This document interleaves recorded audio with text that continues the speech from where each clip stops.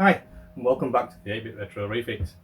This week's video, we're going to be having a look at some computers out of the storage bins. If you've not seen them videos, where we're going through all the storage finds, check the playlists and you'll find them in there to have a look at. But this week we're going to take a look at this Atari 65XE, and we're going to take a look at the Atari 800 XL. Both these units came from the storage bins. I've done nothing with them. All I've done is taken them out of the bins. I have checked the power supply, which you'll see in the video. There's the original Atari, I forget what that says, I can't remember what that says on there. Have a look. Is it XC25? Can't see without my glasses on. But that's the tape deck as well for the Ataris, for both an Ataris. So we're going to take a look at that today. If you enjoy these videos, guys, make sure you do all the good stuff, bells, etc. and stuff like that. And if you do enjoy repair videos, do check out the description. You'll find the links for any diagnostic things that I've found with the Ataris. You'll find the links for the other YouTubers as well, which were in the Retro YouTubers group, which is Lee from Captain Commodore, Neil from Retro for You, Todd from Yark, yet another retro channel, and Josip from Josip's Retro Brits. They all do some great stuff, so ensure you pop over there, check the description, have a look at their channels. So let's get to these Ataris and let's see whether we can get anything working at all out of these storage bins. So let's get to it.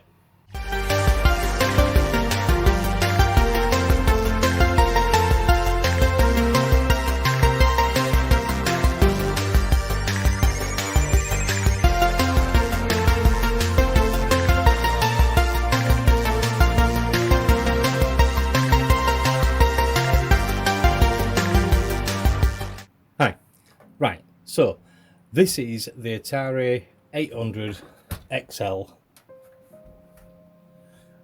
that came from the storage find. If you've not seen them videos, just have a look at my playlist. You'll be able to have a look at everything that I found in that storage unit. Now, there's about 5 videos.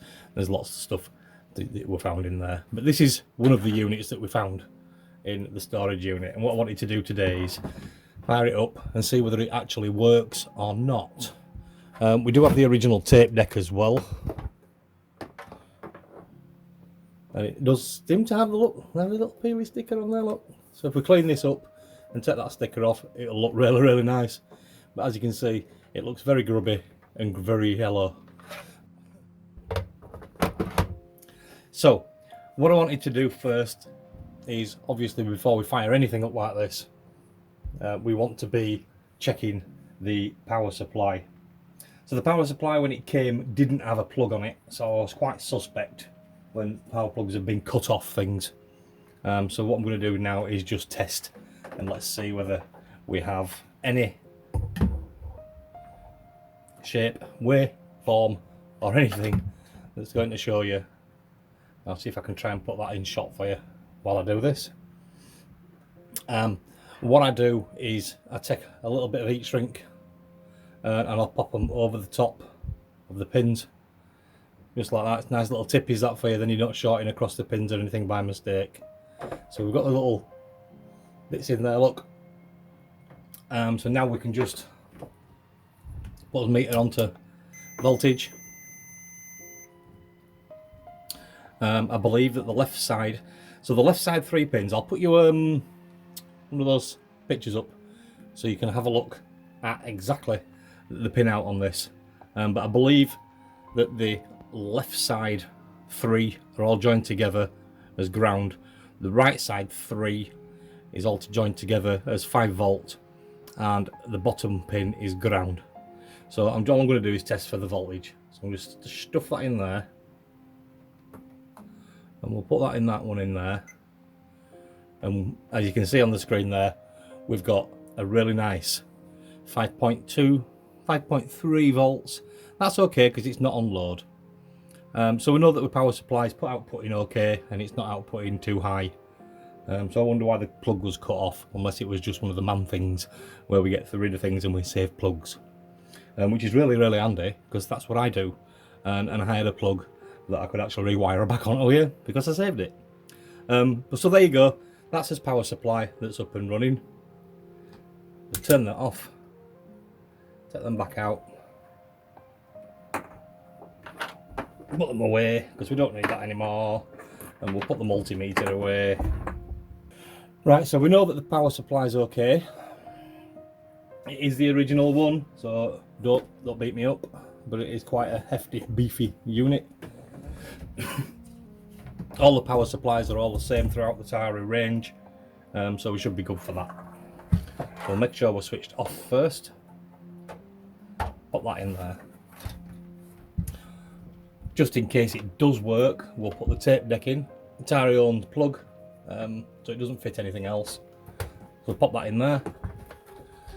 And the AV cable, instead of using RF, this is a Commodore 64 one. I'll pop another picture up and show you compatibilities with them. But this one works for the early VIC-20s, just a 5-pin one. So that should be fine for that. So that's in there.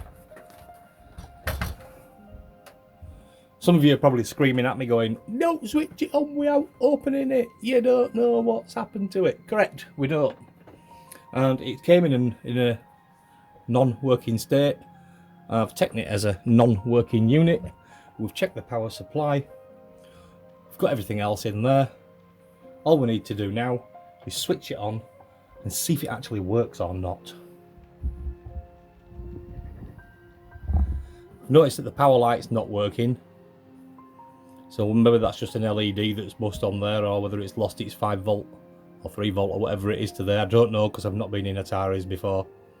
So yeah, power light doesn't work. Now, the tape deck, I haven't done anything at all with it. All I've done is give it a little bit of clean on the heads with the cotton bud and on the pinch roller, because I wanted to make sure that were okay before we started putting tapes in there. Previously, just off screen, I put the bit of contact cleaner into all the ports across the back of the Atari. But let's see if it'll load. Let's see if it'll load a game. So I believe it's C load, and then we press space, press play, and press space. Well, it seems to be doing something. At least it's activated the tape deck, and the tape deck's moving, so that's a good do. Doesn't sound very healthy.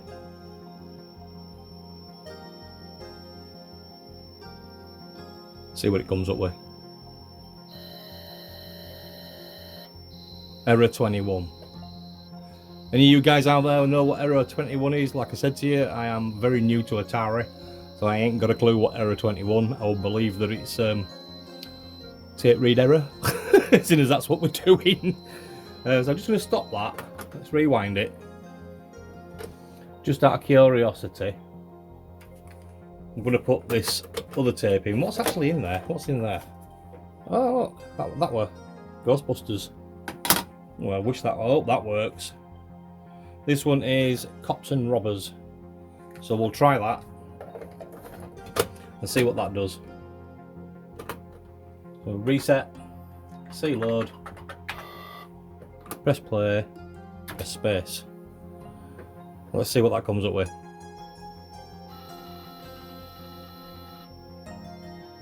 Is that loading? Oh, we've got error 138, whatever that error code is, 138. So we seem to be getting error codes on it. So the camera stopped recording there, so a bit of a boo-boo, but it didn't load. We tried and tried. But we can test the keys, make sure they're all okay on this one.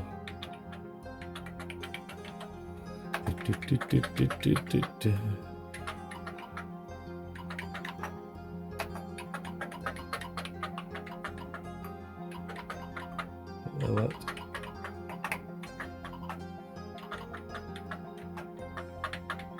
Caps works. Control works, just getting that. We've got a big C, small C.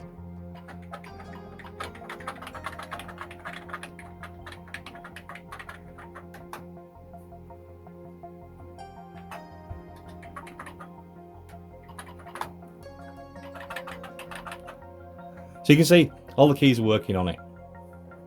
But what we did get, and we keep coming up with this error code on the tape decks, whether it's all to do with that power light, like I just said earlier, or not, I don't know, because I don't know anything about Ataris. Never been inside one, never had one. These are just what come in that storage unit. But what also come in that storage unit is this one. Yeah, it's a bit yellow, but it's an XE. I've not started this one up neither, so we don't know. So let's plug this one in and see if this one works. If it does, we can try and reload them tapes and see if we're getting the same error. If we're getting the same error, then it looks like it's more than likely down to either the tape or the tape deck, with the tape deck being so old. So let's swap these over now. Let's see if this one works. Let's flick it on.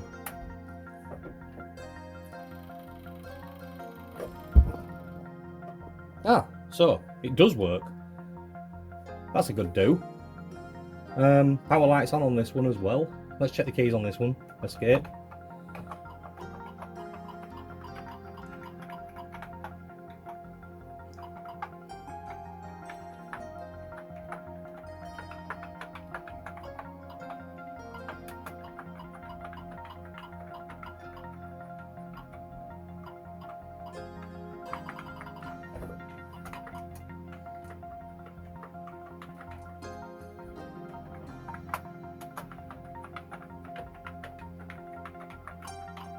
Why does it beep on some keys and not on others? Shift doesn't. Anyway, we can see all the keys are working. Help, start, select, whatever they are, options, reset. Reset worked. So we've got the tape deck back in again. Ooh, let's pull this tape deck forward. Let's grab us Ghostbusters and see if that comes up with error 21. So C, load again.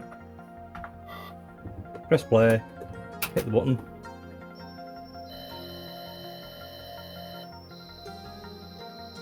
Nope, error 21 again. So I would suspect, I wouldn't have two computers doing error 21, would you? So it's either going to be this tape deck, or it's going to be the tape itself. So I think what I'll do is I'll address this tape deck and let's see if it makes any difference. Right, okay, let's have a look into this bad boy. It does look rather dirty. Let's have a look inside. It's only got 4 screws in it anyway, but look at that. So let's have a pop in. Okay, that looks nice and simple inside there. Yeah, okay, the belts look a little bit old on it. Might change that belt, I might have one. I'm looking at that and it might even be the same as a Commodore 64 belt. I have got some spare belts in the cupboard. So after a little dig around, I found one there, and that's for the Commodore C2N dataset belt, which I believe is going to be about the same size as this, because this feels very, very slack and floppy. So we're going to change it, and we'll put one of them belts in. And while we're looking at it, we've got some capacitors on that board as well. So we might just lift that off to have a look. Let's just take a look underneath there. We're going to have to lift off there anyway, I think, to get to the belt side. So let's just pop them screws out.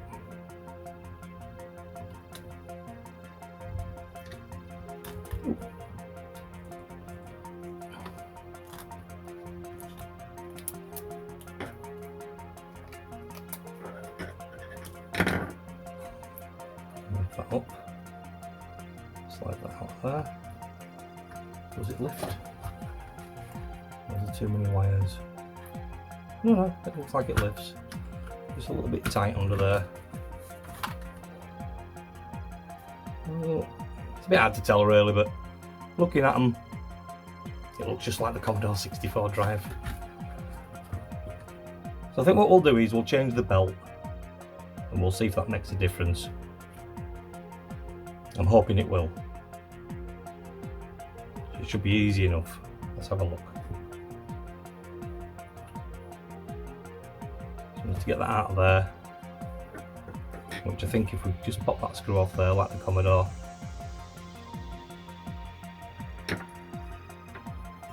should be able to just lift that a little bit. Yeah, we can. That should chip it out. Oh, can it go over it? No, I'm going to have to take it apart now, by the looks of it. I'll take these 2 screws out as well.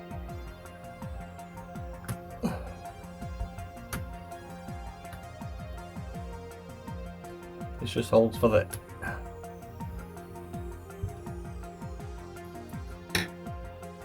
light and the clock. I'm just hoping that I can just wiggle that out of the way. Set the belt off there.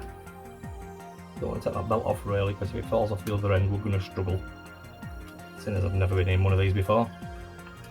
Well, I am absolutely sick to back tape. I bought myself a new phone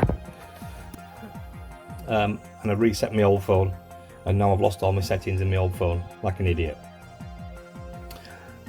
So now it only records for 10 minutes and cuts off. Oh, wonderful. I didn't even know that. So we've lost footage. So I'm just going to go back over what I did while I was losing the footage.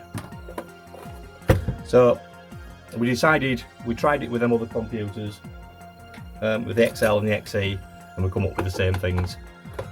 So I decided what we're going to do is take a look at the tape deck, which I have already done because I missed it.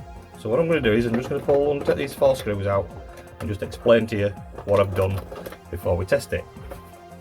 So looking inside here, it looked pretty rough, to be fair. It looks like a Commodore 64 tape deck.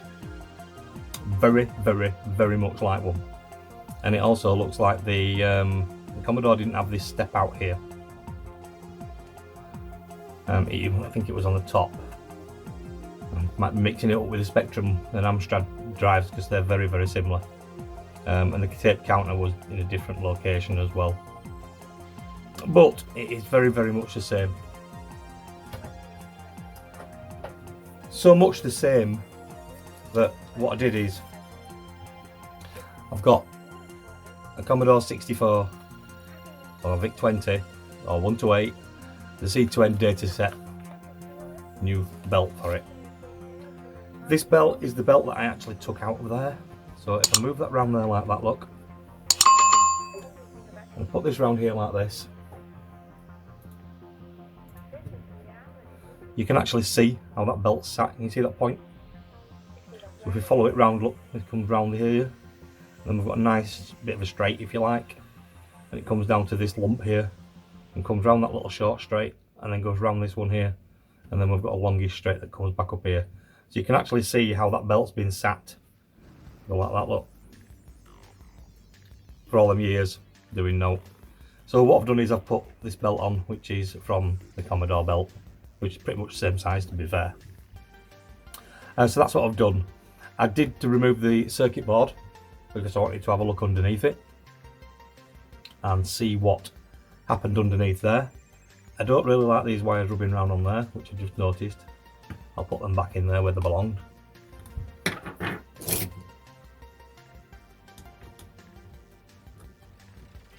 Push them in there so it keeps it away from that wheel. So I'm glad I went back in anyway, because I didn't notice that. Like I've said to you before, I've never been inside these Ataris before, so I didn't have a clue what I was seeing. But when I lift that lid off, it just sprung straight at me. I thought, I've seen that a lot before. I've dealt with this lot before. So hopefully that should be pretty much it. So what I'm going to do now is I'm just going to put the top back on, and then I'm going to plug it all back together, and we'll see if changing this belt is any different. I did have a quick look at the caps. They didn't look too bad visually. But with first stage we're going to change this belt and see if that actually makes any difference to it at all. And if it does, great stuff. If it doesn't, then I might have to revisit, come back in here and recap it and strip it down fully and give it a good servicing over. So we don't know how long it's been stood. So I'm just going to put this top back on, and then when I've done it all, I've got it all back together, I shall come back to you. So we've got it all back up together. We've got the Ghostbusters tape back in again. Let's fire it up and let's see whether that tape still does the same thing. So here we go again. See, load.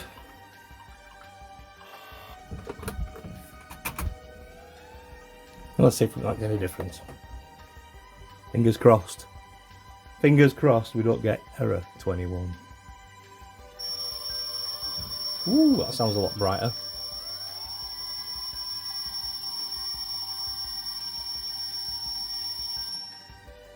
Nope, we've got error 138. So I'm going to presume that all these tapes that I've got, because they've been out in the damp, I think they're all knackered, to be honest. Error 21 again. So it seems strange, doesn't it, that every single tape that we're putting in just keeps on doing the same thing over and over and over. Everything's the same. Error coming up with the same things. I do struggle to believe that it's all tapes. I can't think that it's going to do it on every single tape unless there's something faulty with the tape deck. So we'll try the other side of this Ghostbusters tape for one last attempt, and then I'm thinking it's something on the lines of dodgy tapes or capacitors in that tape deck. And of course it could be out of alignment too. Don't know, you would check that, to be fair, unless there's any alignment software out there, guys, that you can let me know. I don't know whether that's actually loading or not, because I can't tell. But we certainly haven't got error 21. No, but we've got error 138. So it actually did more, didn't it? So we didn't have much luck with that, did we? It kept coming up with error 21 every time. We thought the belt might have changed it and made a bit of a difference, but it doesn't. So I think I am going to recap this tape deck. So I think I'm going to do that. So what I'm going to do is strip it down again, and I'm going to change these capacitors. So I'm just going to put you on skip forward while I strip that back down again. Right, so I've got it all stripped down. I've had a look at the capacitors here. It does have four 4.7 UF 50 volts here. So we've got some of them, even though they look really, really small. They are the equivalent. So that's what I'm going to do now, is swap them over. We've got 3 up here, and this should be 220 UF 16 volts. I'm going to double check on there. 220 UF 16 volts. 16 volts. I think that's 16 volts as well. So I'm going to pull them caps out, and we'll get them changed over, and then we'll see what difference it makes. So I'm going to go into a montage on this one, because obviously it's going to take a while. So let's try cracking.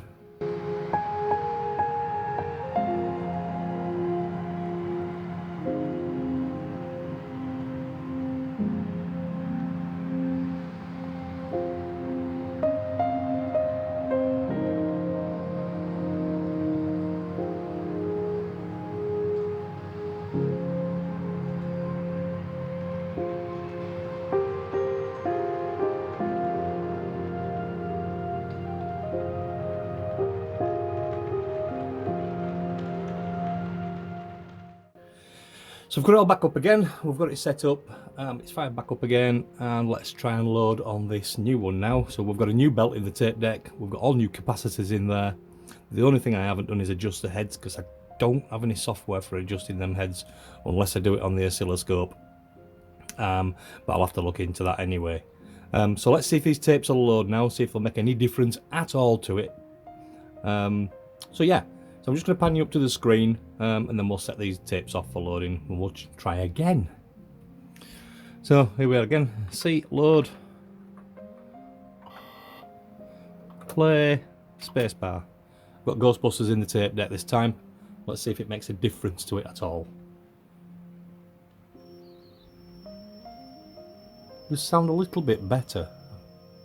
I'm getting a constant tone now instead of a fluctuating one.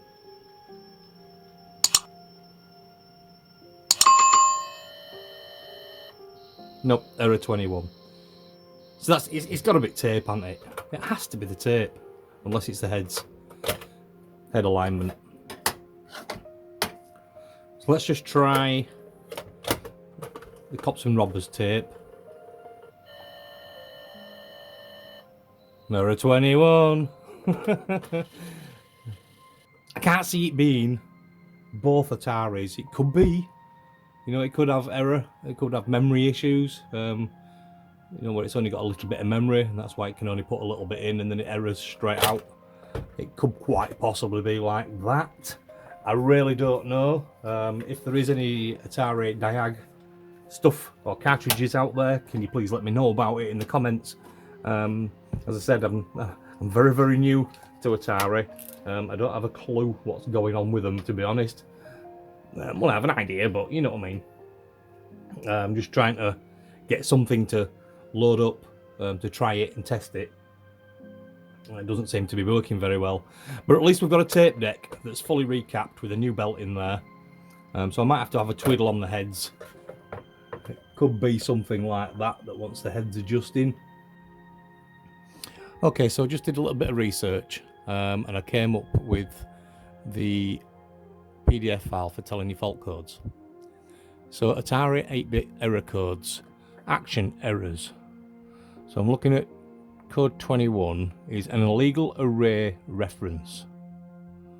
What else did we get? We get a 138. 138. Device timed out. Device did not respond to I/O commands. 143 that we got as well. Serial bus data frame checksum error. So that's all like it's going in. So it's got to be tapes. I'm pretty sure it's tapes. So yeah, I mean it's good to have that. I'll try and pop a link to these error codes into the description at the bottom for you, so you can check them out yourself. As I was mentioning errors before and thinking it was memory, maybe it was full. I wonder if there's a little code you can put in to test memory. So let's see if I can find that. Okay, so I just googled how to do a memory test. But apparently you press the options key and hold that on and switch it on.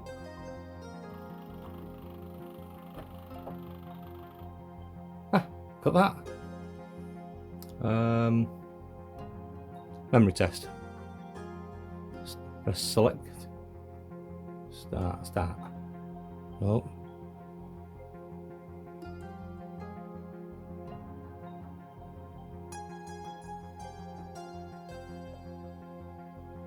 So I think that's just going round and round again now, so it all tests out okay. So let's just help to exit. Help. Audio visual. Let's have a look, see if we can find that. Select. Start.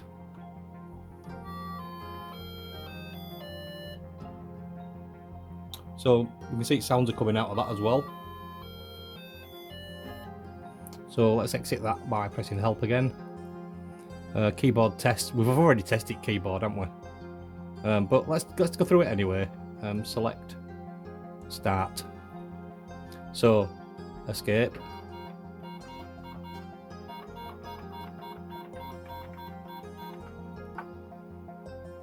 Ha! Pressed help and it went back. So let's start again. I don't know what them top ones are, you know, these ones up here. I haven't got a clue what they are. But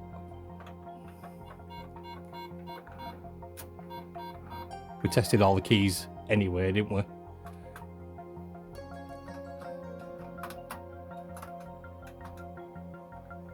Yep, that shift's working. Control, that works. Does that shift work? Yeah, that works.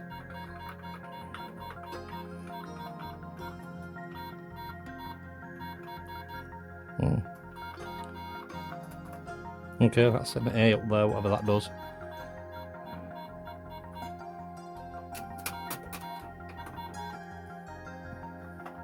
So we know that the 65XE is okay. So I've just remembered what I've got is somebody sent me these and I can't remember who it was, so apologies if you are watching. But I got two of these games sent to me, these. And I've never tried them. I think they're brand new. So I'm just going to try and load one of these because it is a cassette tape. So this is Hangman and it looks brand new. The cassette box looks brand new. The tape looks pretty good, doesn't it? To be honest. So let's see if Hangman loads. That'll give us a real test because these look like good tapes. I've forgotten all about having these tapes. See load.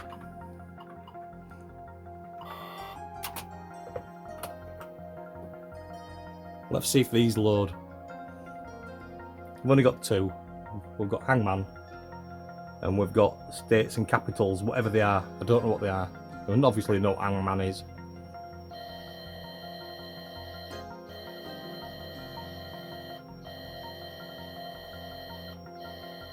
Ooh, is it loading?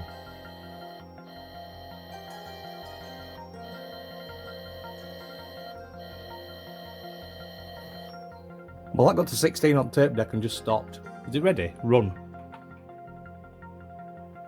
Ah, look at that.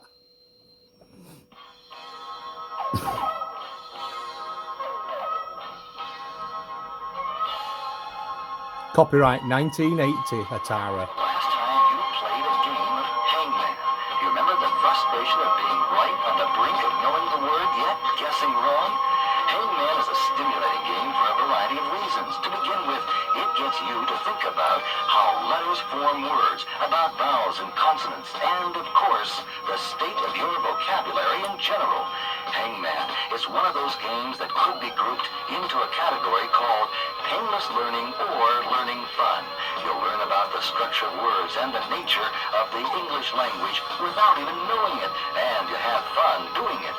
So, how do you go about guessing a word when all there is to start with is an indication of how many letters the word contains? If you can't rely on extrasensory perception, your best bet is to start with vowels. With rare exception, every word contains one or more A, E, I, O, or U. Y is sometimes considered to be a vowel as well. Their placement within a word will help you to begin forming an image of what the word might be. Eventually, you're going to have to pick or guess the consonants in the word, which of course are the remaining letters of the alphabet other than the vowels. With a little luck, a bit of concentration, you'll be stacking up points in the wins column like a modern-day spelling whiz. It's not likely that you're going to find any books written on how to play winning Hangman, which is to say that you're on your own from here. So, put on your thinking cap, dust off your dictionary, and try to keep the computer from hanging your man.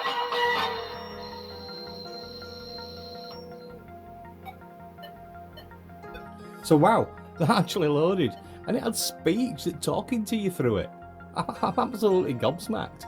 So that tape just loaded straight instantly. I'm glad I remembered that, to be fair.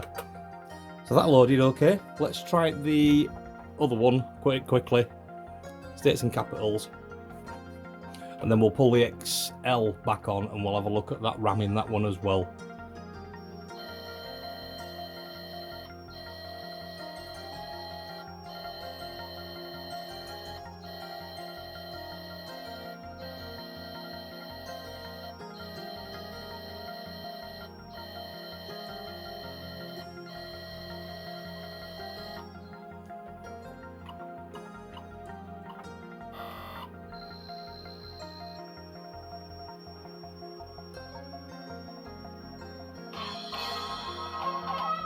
How well do you know your states and capitals? Very well or not so well at all? It's a good...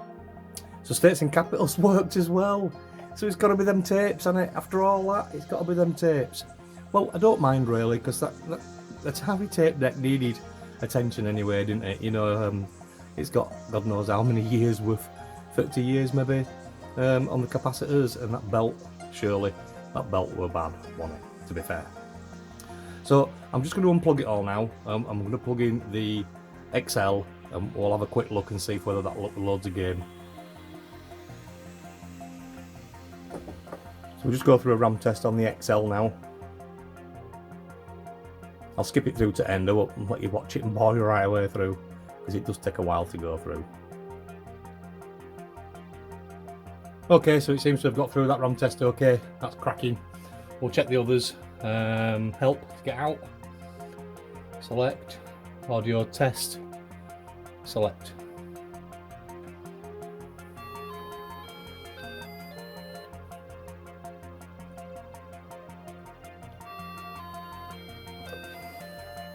Good stuff. So we know music's okay. We've tested keyboard before, haven't we? So that's all the tests done on the XL as well. So let's see if it'll load a game.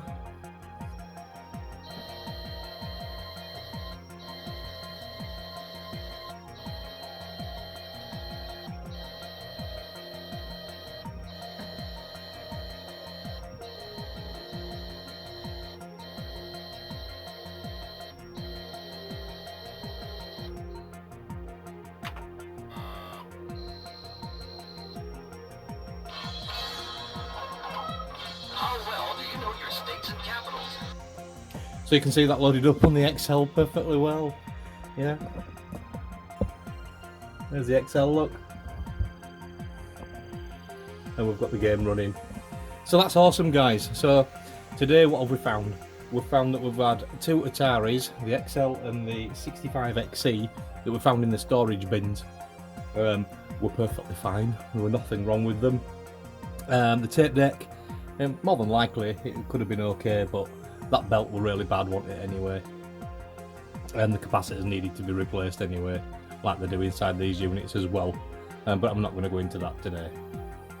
That were a bit long drawn out, wasn't it? But we found that the Atari XL working perfectly. All keyboards running fine, every button's on it good. Yeah, it's grubby. Yeah, it wants to go clean up. Same with the 65XC. I get that right way around, I'm almost mixing it up. Again, that were all working perfectly fine. Yeah, it needs retro brighting to get all that yellow off it.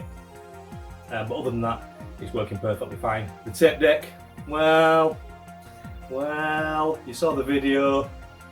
The tape deck could have been okay. It might have just been all them tapes that came with it that were all kafunked. Kept coming up with load 21. And obviously when I pulled out them two new old stock tapes that I put in there, both of them loaded perfectly fine. I wish I'd have found them tapes and remembered about them tapes at the beginning so we could have tested it from the off. But unfortunately that didn't happen. But as you saw in the video, the belt on there was knackered, to be fair, and the capacitors did need changing anyway. So that cassette deck, other than it having to go clean up in a retro bright, is as good as new, nearly. So as I said before, if you enjoy these videos, do all the good stuff for me, hit the bell, all that lot. If you're enjoying it and you want to see behind the scenes stuff, welcome to join us on the Patreon. If you've seen anything on the channel that you might be interested in, have a word with me in the Facebook group. So that's it for this week, and we'll see you on the next one. Bye!